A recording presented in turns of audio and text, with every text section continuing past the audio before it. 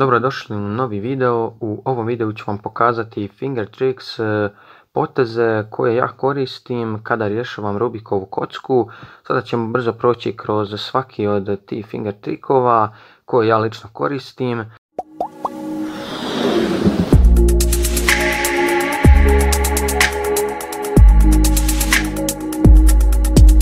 Znači idemo prvo od najjednostavnijih, to je U prim, znači U radimo pomoću ovog prsta, U prim pomoću ovog, samo sa druge, znači samo sa lijevom rukom, ne sa desnom. U2 možemo uraditi na dva načina, možemo uraditi samo sa ovim prstom ili na primjer da radimo kombinaciju ova dva prsta, što je po meni mnogo bolje već samo sa ovim, ali svejedno je. Također U2 možemo uraditi sa ove strane, mada čini mi se da je puno lakše uraditi U2 sa desnom nego sa lijevom, barem je meni tako lakše. Idemo dalje,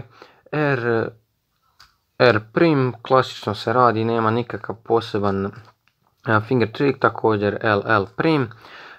Sada imamo D radimo pomoću ovog prstenjaka, znači evo vidite D pomoću ovog.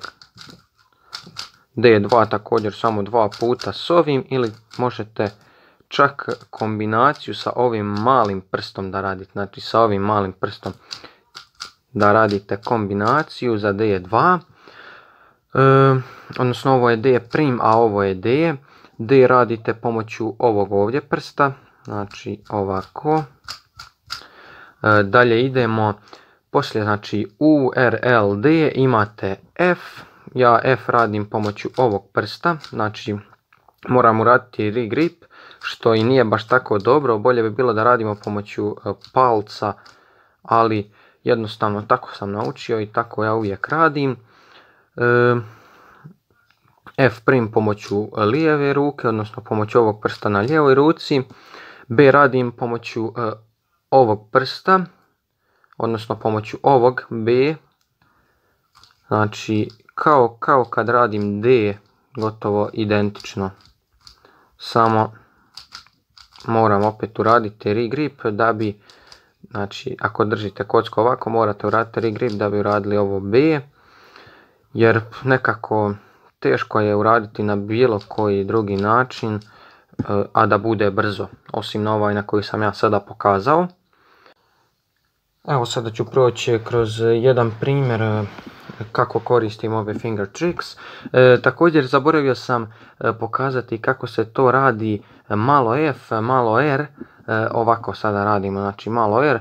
Umjesto ovo da uradimo kao što radimo kod R, obično R, samo uzmemo ova dva i pomjerimo. Nekako ne vidim drugi ili lakši način na koji se to može uraditi.